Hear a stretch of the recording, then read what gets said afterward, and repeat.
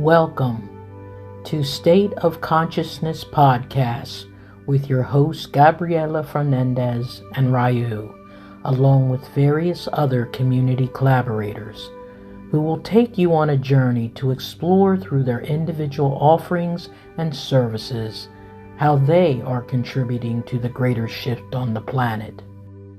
If you are interested in how you can both experience and become a part of this energy, sit back and give a listen as we are all one. Welcome back to the State of Consciousness podcast. This is episode 5, and we are interviewing April Colburn. April is a clinical herbalist, land steward, and beekeeper living and working in southern Chester County, Pennsylvania. She teaches hands-on herbal medicine making classes in her garden in both beginning and advanced herbal medicine making, and also offers continuing online education in herbal medicine through her Patreon page, An Herbalist's Journal. As a clinical herbalist, April specializes in supporting women through perimenopause and the menopausal transition. You can learn more about her offerings at nettlejuice.com. And let's jump into the interview. All right, so welcome, April, to the State of Consciousness podcast. We are really excited to have you here today. And so we're just going to jump right in. And can you share a little bit about the work you're doing and how you got started, your background, a little bit about yourself?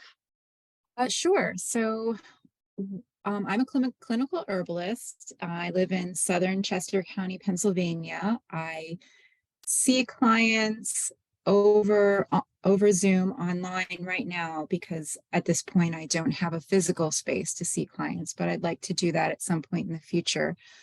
I also teach herbal medicine making classes here in my garden. It's very hands-on program, both beginning and advanced herbal medicine making. I make medicine for my clients and my community. And I have a Patreon page where I share my own herbal practice with subscribers. So that's pretty much all the hats I'm wearing at the moment. And how did I get on this path?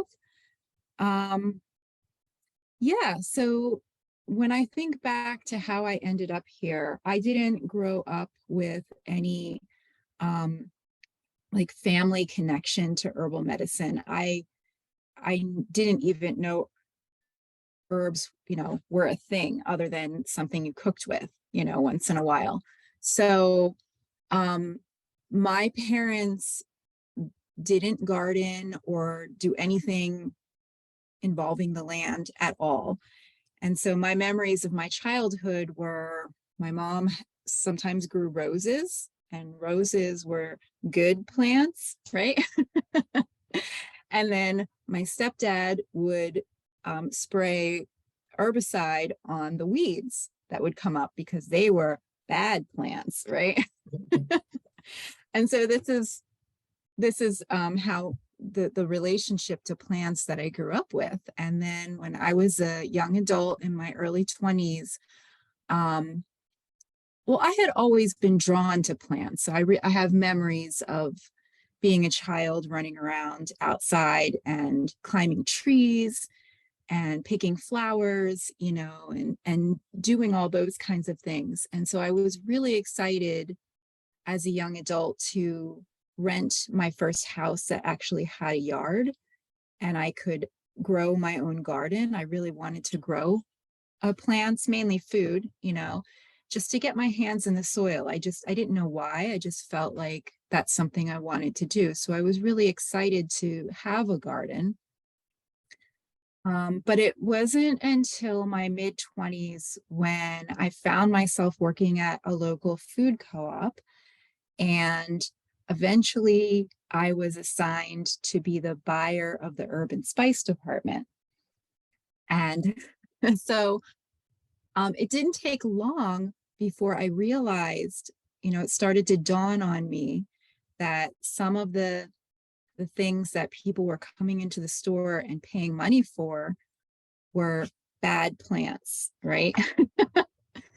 And I was like, whoa, what's this about? I wanted to wanted to find out, what was so great about these plants. So I started picking up herb books and reading about the properties of these plants, started to learn to identify weeds and teach myself how to make simple medicines with them. And it was like an epiphany for me.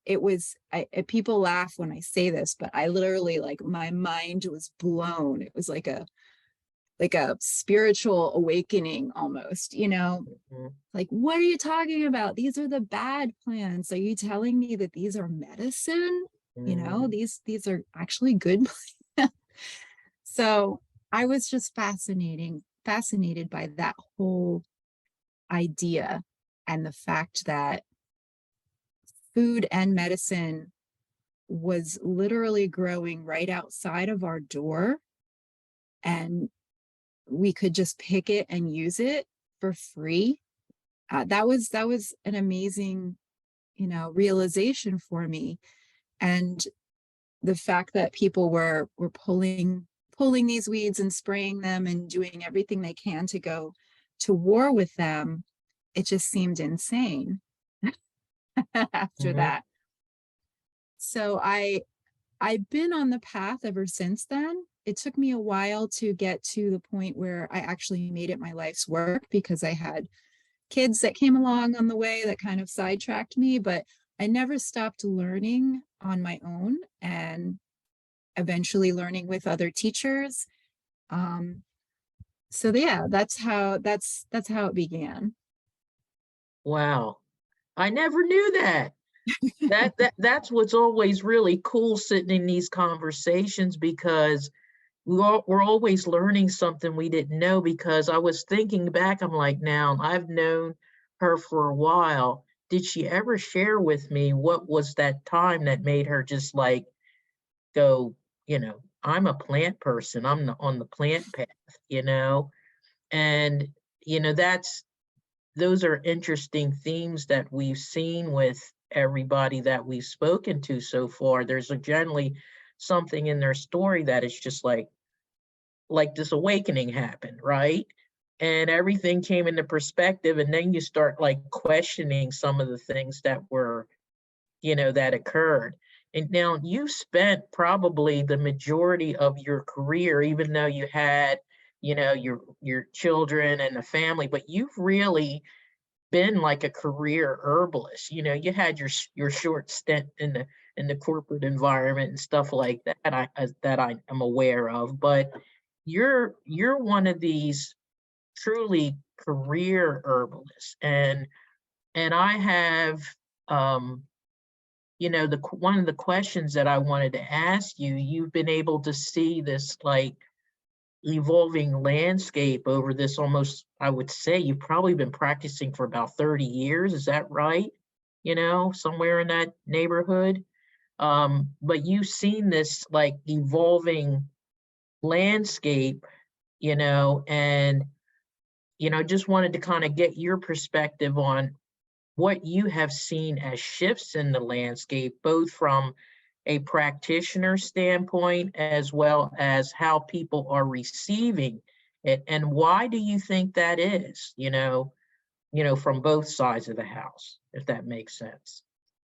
Yeah. When I was first starting to study herbs in the 1990s, I remember I found out there was an herb conference in Iowa. It was actually on the frontier herb land.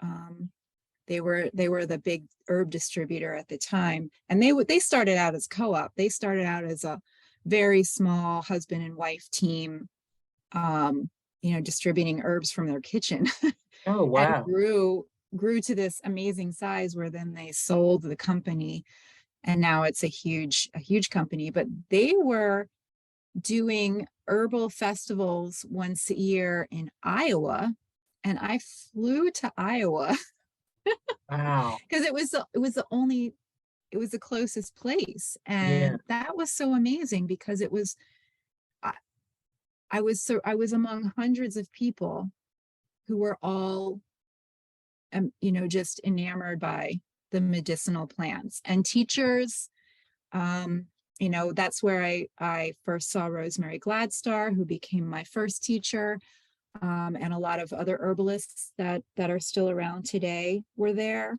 Now, there's a slew of herbal conferences to pick and choose from.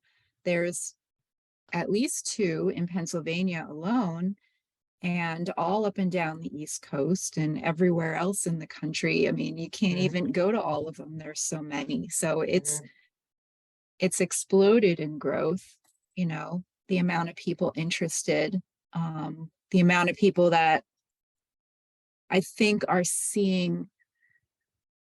wanting an alternative to just the modern medicine model is one group of people. But I think the other group of people are people who really crave a connection to the earth and feel like that's something that's been missing in their lives, you know. And at least the students that come to my classes seem to be from those 2 camps. One is looking for alternatives to modern medicine, or, you know, supplement, you know, ways to supplement, and also people who really want to get to know the plants growing around them, to have a connection to the earth.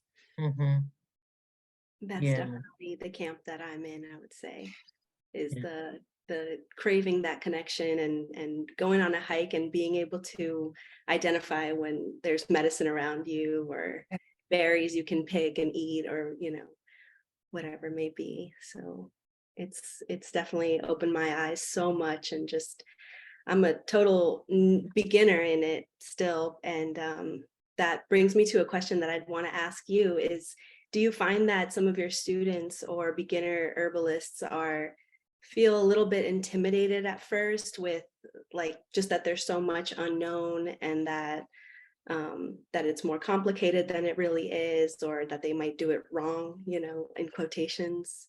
And how do you? Yeah, I think that, well, I try to organize at least my beginner class so that it's not intimidating. Like, I try to present the material in a way that takes people one step at a time, one herb at a time, and helps them sort of gain a confidence that this is something that they can do. It's not hard.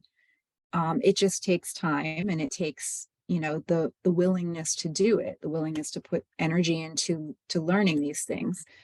But it's not too far into the journey when I think most people realize that there's never a point where you stop learning. It's like it goes on forever. And, you know, I tell my students in the very beginning of the course, there are like over 70,000 medicinal plants in the world, right? There's no way that we can all know them all. There's no way. And even if we could somehow know them all, we wouldn't know them with any depth, you know, with any intimacy. So it's better, right, to have a small group of plants that you know really well, that cover like all your bases of herbal actions and everything you need to formulate with, than to have like hundreds of plants that you know a little bit, and you don't really have that much skill in working with them. So that helps people, I think, kind of get their bearings and say, okay, it doesn't have to be overwhelming. My Materia Medica, my group of plants that I work with, doesn't have to look like your Materia Medica or their Materia Medica. It's my personal Materia Medica. It's my, you know, I like to say, my Materia Medica, those plants are my posse, right? They're the plants that have my back. I have a relationship with them.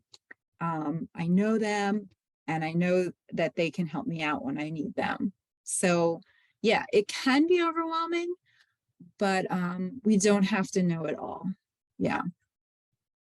Yeah, and it's interesting listening to you. It's just so confirming as to why I'm so drawn to you as well as your approach, and have so much respect for it, because you mentioning this idea that there's over 70,000 plants and there's no way to know them all. And you talked about your journey and the different approaches coming into, you know, going on the plant path, and how people's material medica is different, depending on who they are, and what their journey has been. And I of course came into my plant path journey has been its plant path journey based on me, right? And others have had their various journeys in certain ways as well.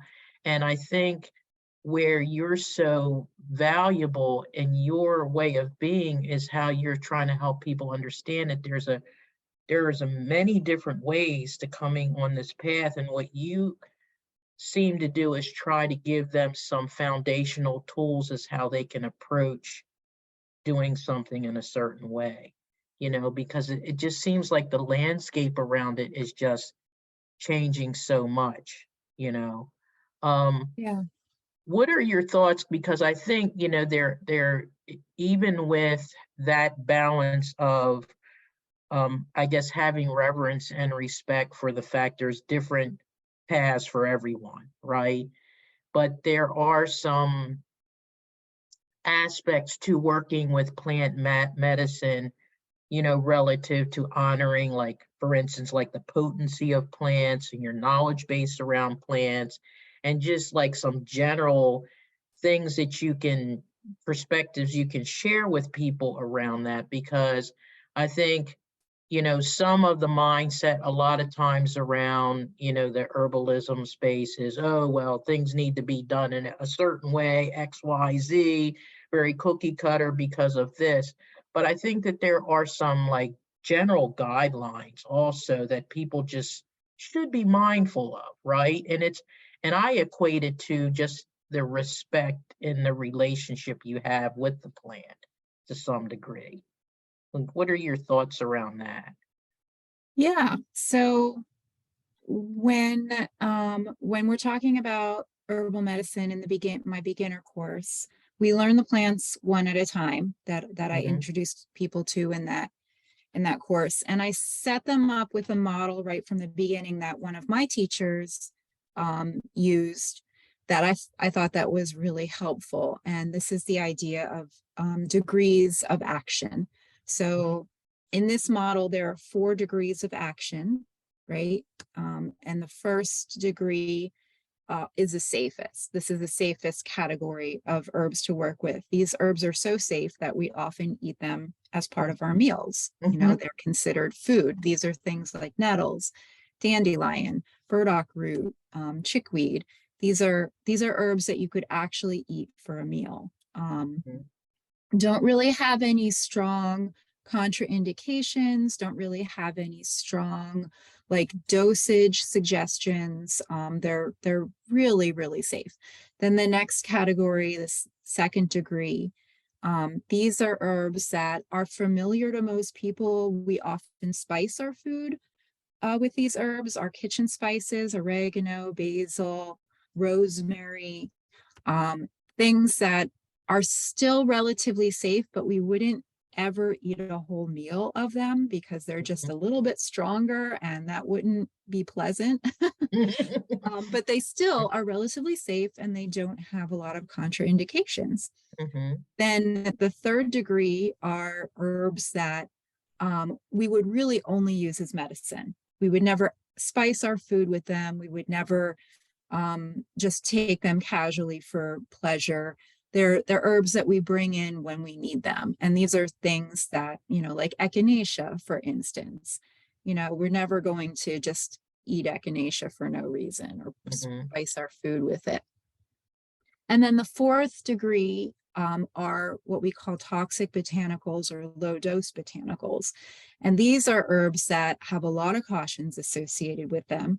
They're definitely very useful medicine, but you need to have training in order to work with them safely. Mm-hmm. So in my beginner course, we don't talk about level 4 herbs at all, because we want to get people confident working with herbs and grow their materia medica, get their hands on medicine making going, and learn some formulation without worrying about, overusing herbs that can actually do damage, right?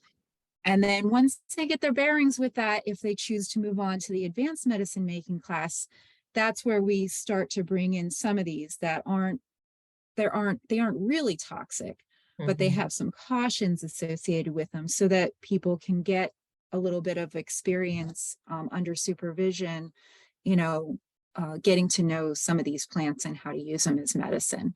But we really do like to talk about plants and their potency, and then their cautions associated with them. And I just think that your approach with that is so valuable, and I'm seeing it start to become a little more universal, whereas it was, people didn't appear to take that more easy practical progression with folks before, because I think it also helps people indirectly know that, okay, you just don't want to go out and create something and give it to somebody and not have any knowledge or training, or not have any experience with the plant, and making sure that you have mentors, and making sure that you have people who can give you, whether it's some type of teaching, or you mentoring, or you spend some time with folks. And you also seem to be somebody, based on my interaction with you, who's very supportive of people acquiring that from like different sources, right? Oh, Getting yeah. those different perspectives, because herbalism has, the approach to herbalism seems to have gotten so like magnificent, which is wonderful, but at the same time, it can be somewhat overwhelming for people to find their sweet spot.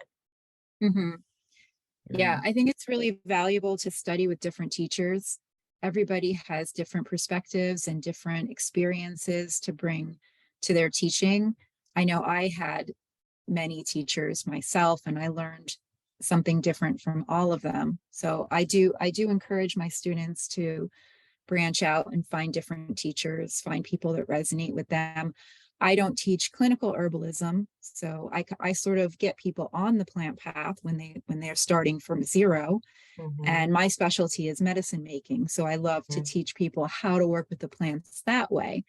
But then if they want to go on and become a clinical herbalist, they really need to find a different teacher, because I don't do that.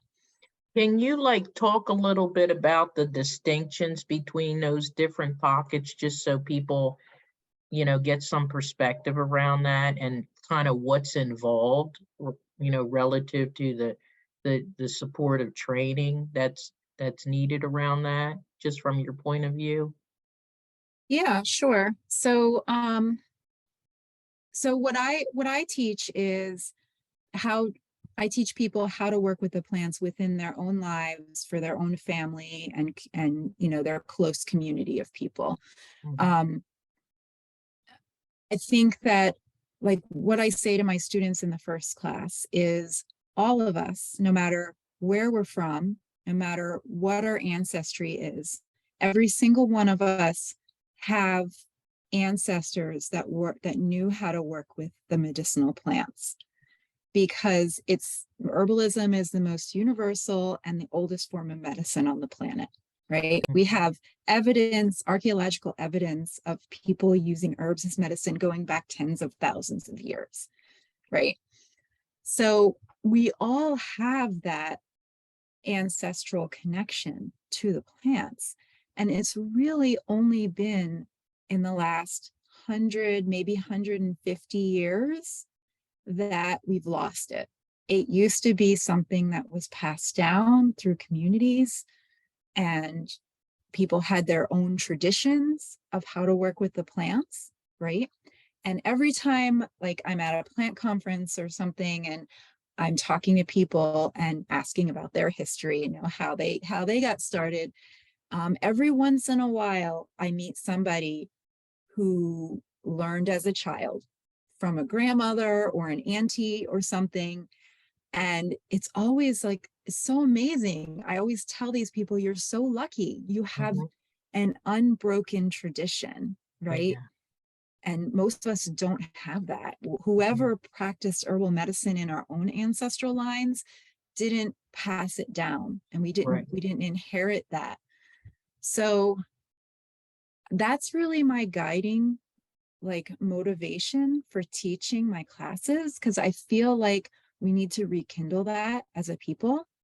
We need to have, it's our ancestral birthright to have a connection to these plants that we're co-inhabiting this planet with, right? And how beautiful it is to witness that. And this feeds me, because these people come with a thirst for knowledge in the first class.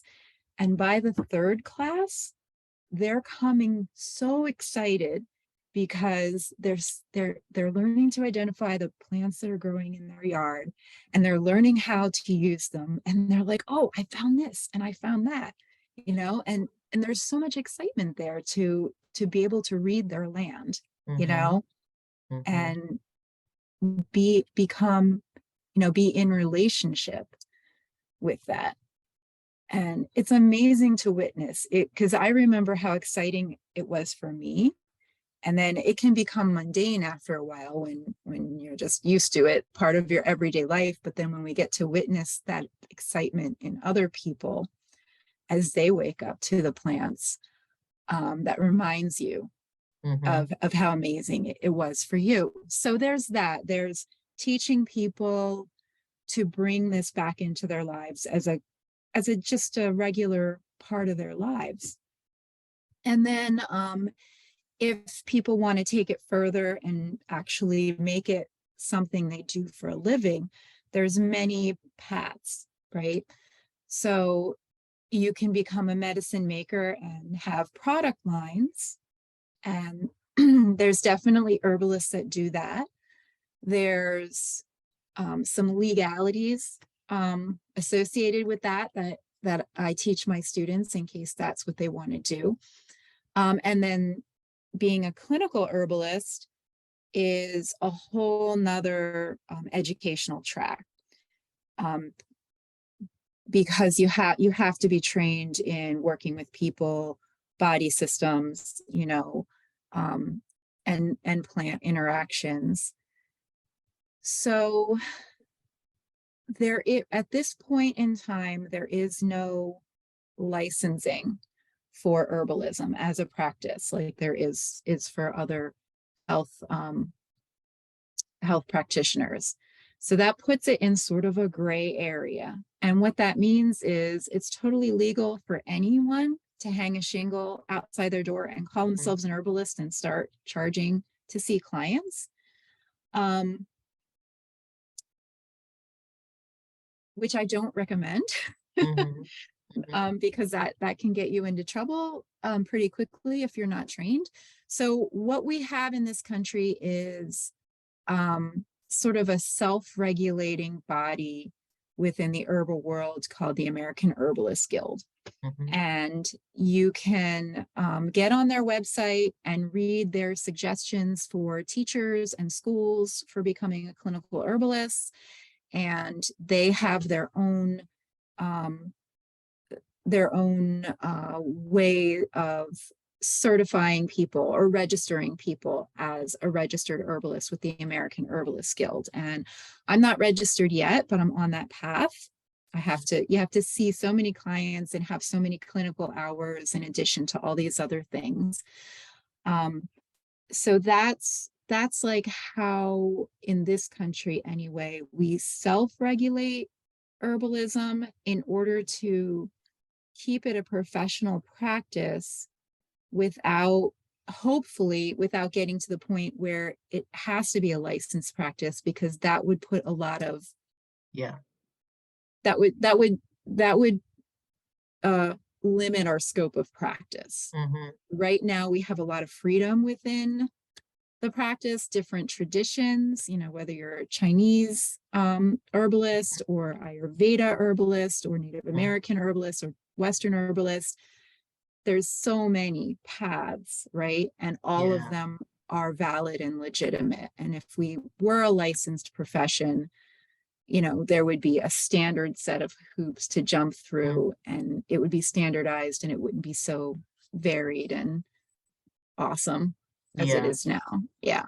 And it's interesting because I was actually going to ask you another question around that, and you kind of already alluded to, some of the things I was going to ask, because I always kind of look at this ongoing battle that we have right now, and as we're kind of making this transition on this planet of unwinding all of the colonization that's been imposed on everything, right? and this practice is definitively, kind of been pushed down in many respects. And then at the same time, the folks who are doing really good work, trying to get it kind of recognized so that, you can operate in this environment where these things are still unwinding. So it appears like it's just going to be this like moving unwinding that's going to happen over a period of time. And to your point, it would be hopeful that there would not have to be this level of regulation on it, so that it takes away that awesome flexibility, that co-creativity that I think is really, it's in alignment with nature. It's in alignment with the plants. It allows us to have that, what you were talking about, the relationship, and how the relationship piece is so important. And that expands to just this general way of being.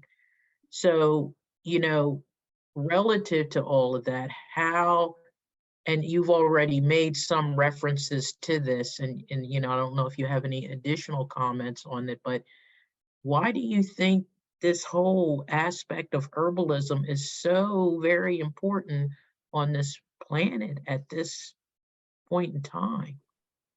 We're going through this, some people say the ascension, the awakening, the turning or whatever, something's happening on this planet right now, right? Well, I think plants are teachers. Anyone who's spent any amount of time getting to know plants, with a practice that involves slowing down, because, when when we're in our human world and we're running around getting all the things done and being so busy, and then we don't have time or space to hear anything else, right? And one of the things I teach in my class, and this isn't my specialty, there's other herbalists out there who do nothing but this, and they're amazing at it, which is plant communication, right? And so I teach a little bit, just one day we delve into it a little bit, just because I want people to know that it is available to them. It's available to all of us. And they can delve into it further if they want. But when people slow down enough to sit with the plants and to still themselves, to still their mind and bring their awareness down, down from the head space into the heart space, because that's where we communicate with the non-human beings in the world, right? They don't do this. They're operating on this level, right? And so if we want to hear what they have to say, we have to come down here. So when we do that, when we can still ourselves, when we can bring our awareness down to our heart, when we can sit with the plants long enough to really receive the messages that they have for us, it's amazing. It's amazing what they can teach us, and the medicine is different than, just just like a medicinal tincture or a tea that you would take for whatever ails you. It's the medicine that you need that you don't know you need. Do you know what I mean? That kind of thing. I'd be happy to share a story if. Oh, yes, definitely. Okay. So, several years ago, I led my class into an exercise in this sitting with the plant. And there was one woman in this class from Iran, and she didn't know, like I told the people, if you don't, walk around the garden and sit with a plant that you feel drawn to. It doesn't matter if you know what plant it is or not. Just trust the process, trust that that plant has something to say to you. So she didn't know the plant she was sitting with. So I led them through this process, and they sat with the plant, and then we came back to the circle and we shared, we went around and shared experience. When we got to her, she wasn't ready to share, and she was visibly distraught. So we skipped over her to give her some more time. And then at the end, we came back and said, would you like to share? You don't have to, but we're here to listen to you if you would like to share. And she did. And she shared this amazing experience that she had with this plant, where she was letting go. She was reminded of something from her childhood. And I'm not going to share her actual experience because that's personal, but she was reminded of something from her childhood that was so beautiful and so lovely. And then the realization that her children would never get to experience that because their reality is totally different. And that opened up this wave of grief for her.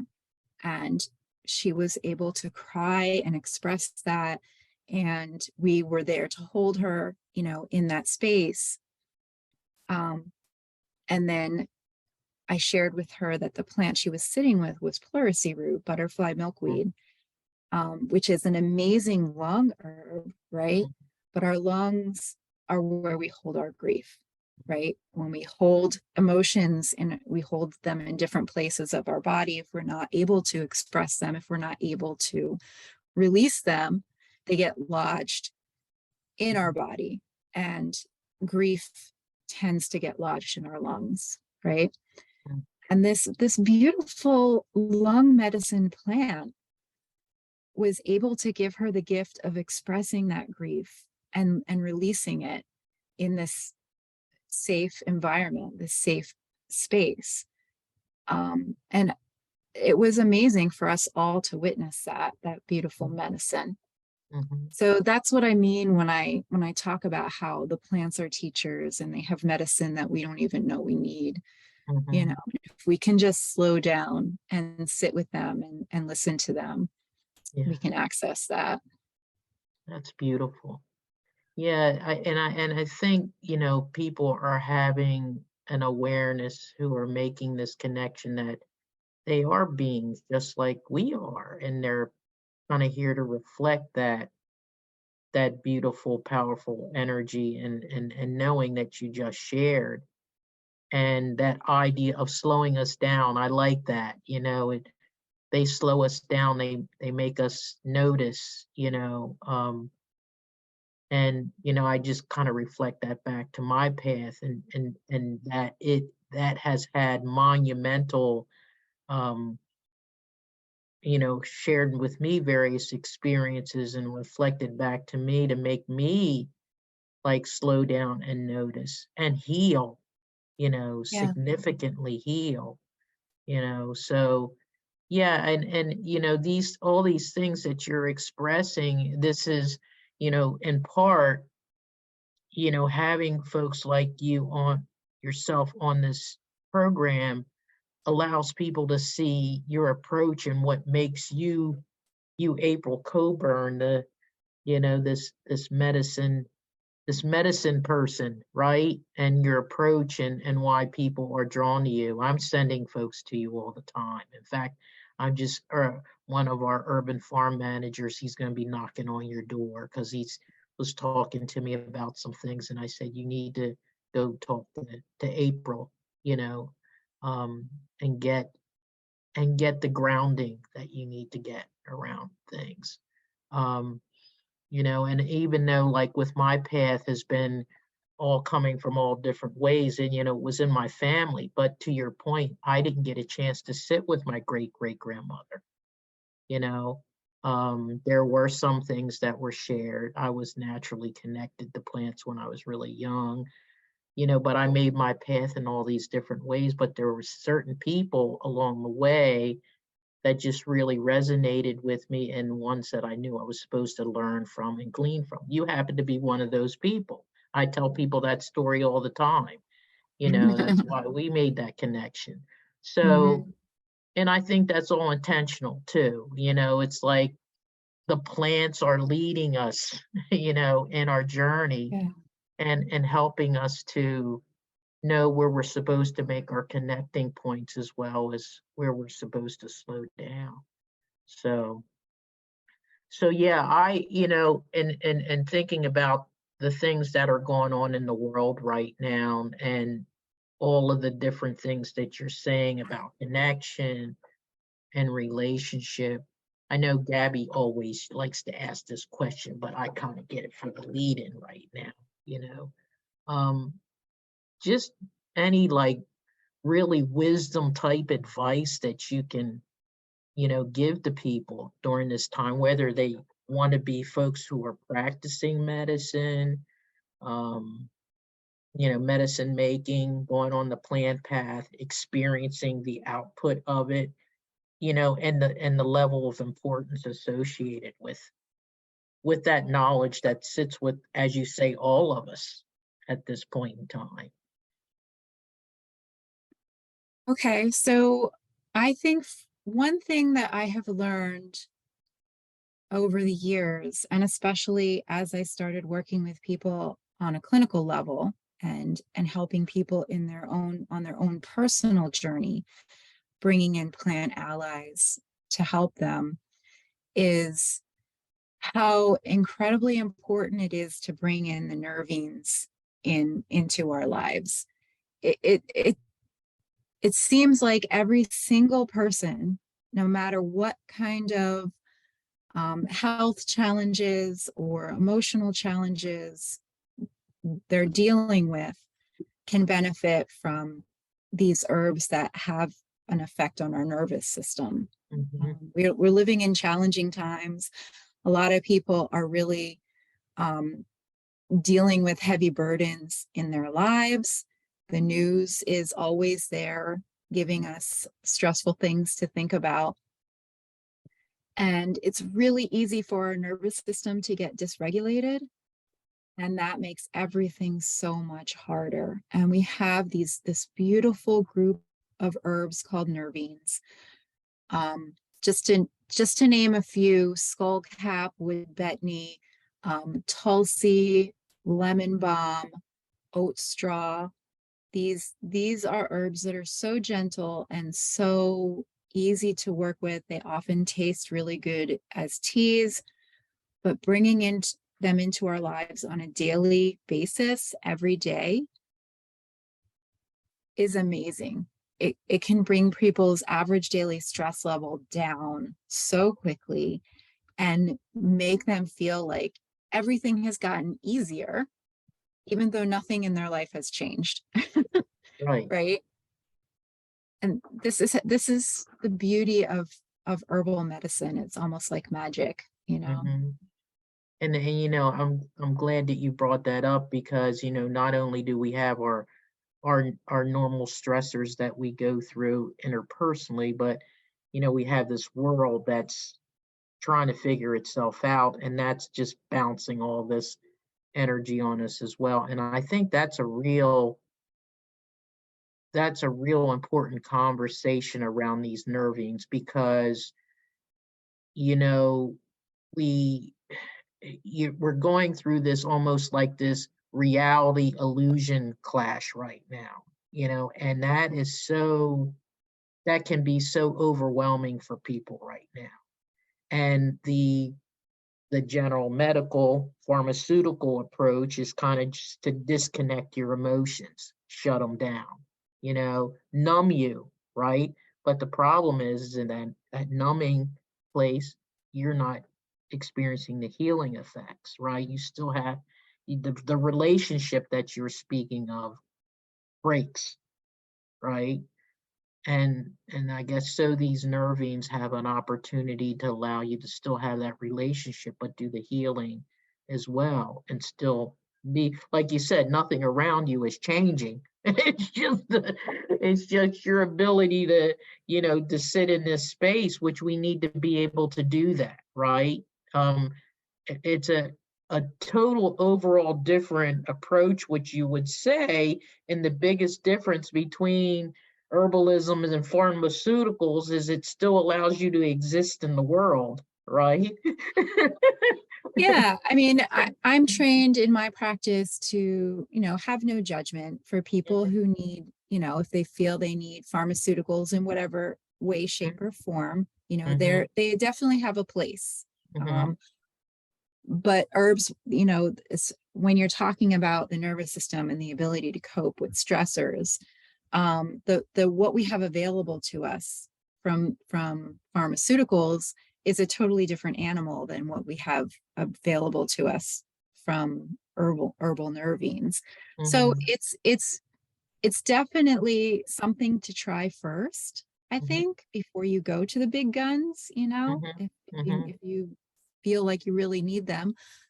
But I'll just give you an example. I sometimes, it's hard to treat yourself.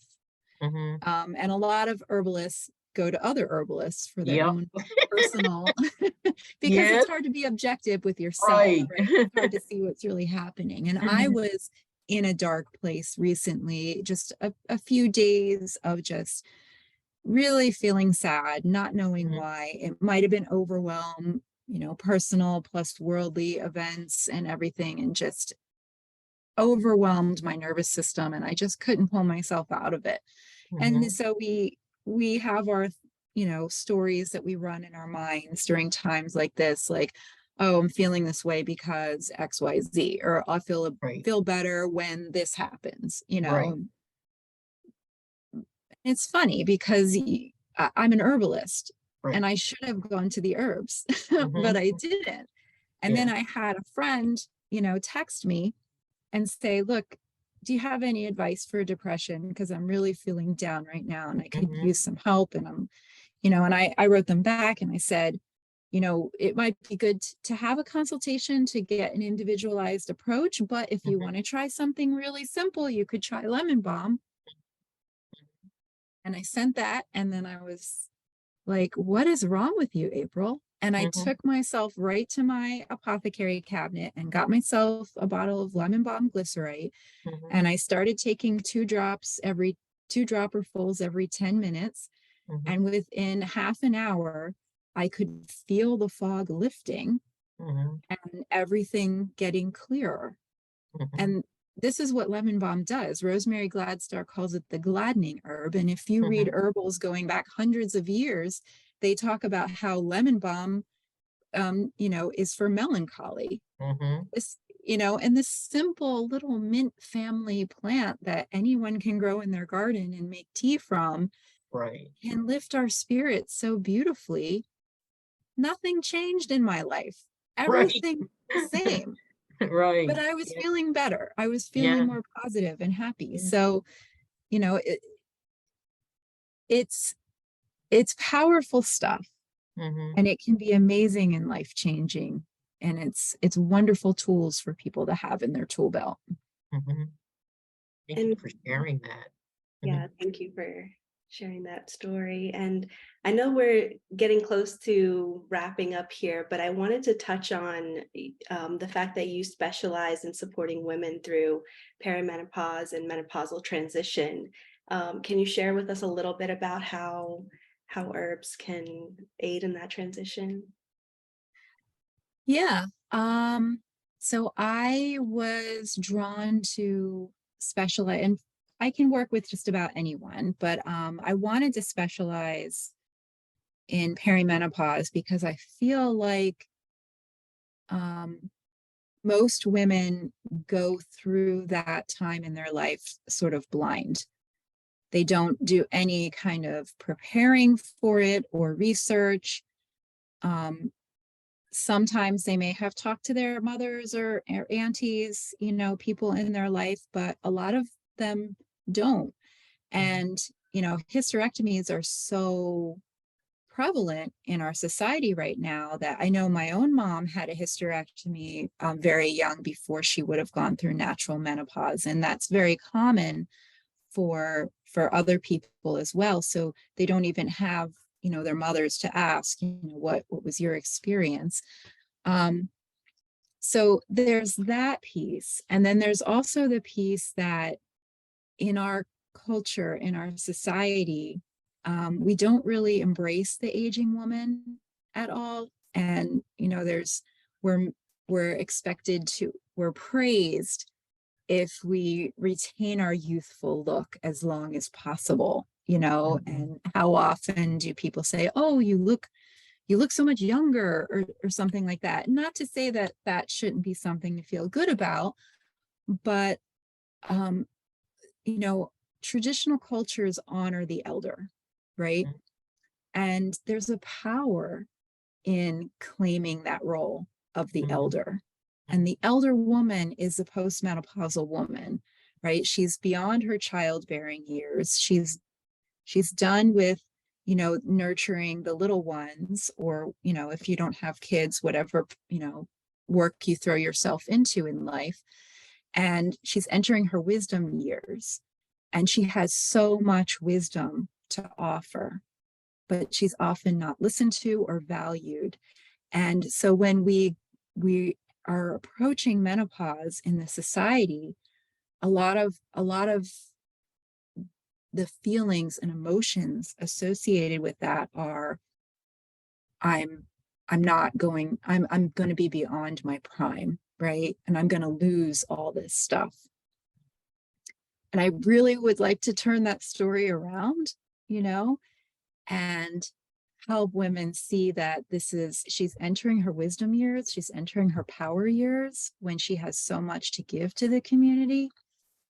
And also that transition can be so much easier if a little bit of groundwork is laid in the beginning, to help pave the way, right? So nourishing our nervous system, taking care of any sleep issues that we have, making sure our nutrition is good, and then bringing in the herbs that can help with that transition of our ovaries doing so much of the hormonal work to our adrenals and other tissue taking over the job, so that transition can be a smoother transition. And I love the idea that this doesn't have to be a scary time. This can be a powerful time, and the herbs can help us do that. That is beautiful. Thank you so much for the work you're doing. Yeah, it's pretty powerful. It's very powerful. So where can people find you? That's we're going to, of course, include all your information and everything on the show notes, but if they want to reach out to you, do consultations, the things that you offer, how can they get to you now? And I think you just recently made some transitions off of Etsy. Yay!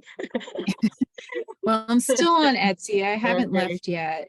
I've got to find time to put the energy into moving everything.